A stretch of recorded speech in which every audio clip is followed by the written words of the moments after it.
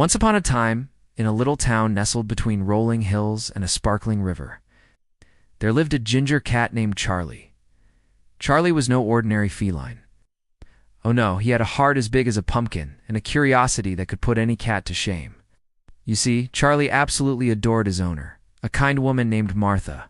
But his love for her was in because of all the treats she gave him, or the warm bed he slept in every night. Now, his favorite thing to do was to accompany Martha to the town market every Saturday. Now, you might be thinking, a cat at the market.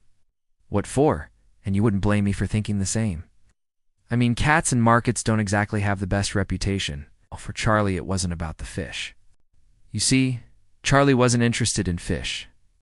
He didn't like the taste of it. Go figure. For Charlie, the market was all about the friends he made there. He loved sitting politely by Mr. Henderson's fruit stand, allowing the children to pet him while they helped their parents pick out juicy apples, plump grapes, and shiny oranges. In fact, Charlie was so well known at the market that most folks brought him a little treat.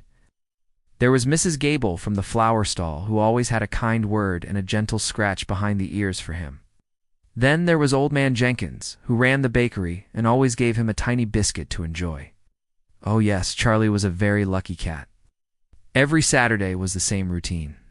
Wake up early, go to the market with Martha, say hello to everyone, have a little snack, and then take a nap in the sun while watching the hustle and bustle of the market. Life was good for Charlie. One Saturday morning, however, the routine took an unexpected turn. As Charlie, Martha, and the townspeople were enjoying the market in fine form, suddenly the sky darkened. It was one of those summer storms that popped up out of nowhere. One minute everything was sunny and bright, the next, boom, it was raining cats and dogs. People started running for cover, some grabbing their baskets close and others dashing for the nearest shop. Amidst the chaos, a little boy named Billy stumbled. His basket of apples rolled away, and before he knew it, they were rolling right towards the busy street.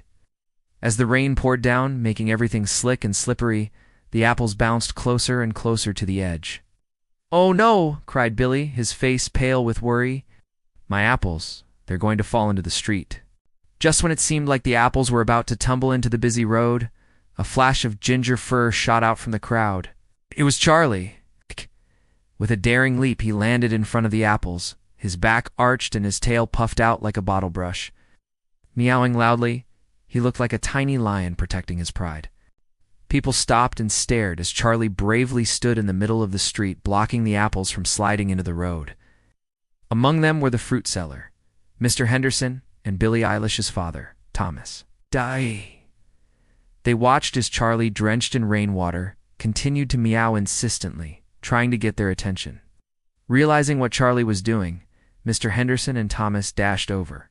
Together they managed to stop the apples just in time, saving them from rolling into the street and possibly under the wheels of a passing cart. "Good boy, Charlie," praised Thomas, scratching Charlie behind the ears. The other townspeople also rushed over, their faces filled with admiration for the brave cat.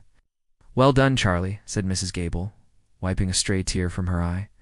"You saved those apples and perhaps even the market." Indeed, if those apples had rolled into the street, they could have been crushed, ruining Mr. Henderson's stock for the day. From that day on, Charlie wasn't just known as the market cat. No, sorry, he was a hero. The townspeople, especially Mr. Henderson and Thomas, made sure to give him extra treats and pets whenever he visited the market. As for Billy, he became Charlie's best human friend, who would visit Charlie at home, play with him in the fields, and tell him all sorts of exciting stories. And you know what? When Charlie heard those stories, he would purr louder than a motorboat, his green eyes shining with excitement. After all, what's a good adventure without a friend to share it with? Now, I bet you're wondering how Martha felt about all this, seeing her beloved cat become such good friends with other people. Well, Martha was delighted, was so happy that Charlie was well liked in town. In fact, she often joined them for an afternoon of fun and games at the market. One Sunday afternoon, as the family was enjoying a picnic lunch at the market, Martha turned to Charlie. "You know, my dear Charlie," she said, "you've become quite the hero of this town."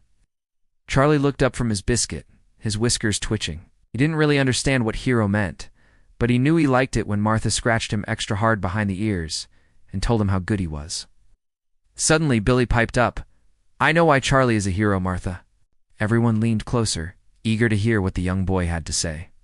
He's a hero because he looks out for us, Billy said with a big smile. It's just like how he protected my apples from falling into the street. He'll always be there for us, lending a helping paw whenever we need it. Martha's eyes twinkled with pride. That's a very wise thing to say, Billy, she said, ruffling his hair. Indeed, being part of a community means looking out for each other. And Charlie has shown us just that. And you know what? Everyone at the market, including Charlie, wholeheartedly agreed with Billy's words. From that day on, Charlie continued to be the beloved hero of the town. Whenever he strolled through the market, he was greeted with smiles, pats, and of course, lots of yummy treats. The end. Ah, what a heartwarming story. The tale of Charlie, the orange cat, who found more than fish at the market. Do you think Charlie was a brave cat? Yes or no? Leave your thoughts in the comments below. And hey, don't forget to stay tuned for more enchanting bedtime stories. We've got plenty more adventures waiting for you. So join us for more fun and learning. Until next time, sweet dreams and happy adventures. Bye-bye.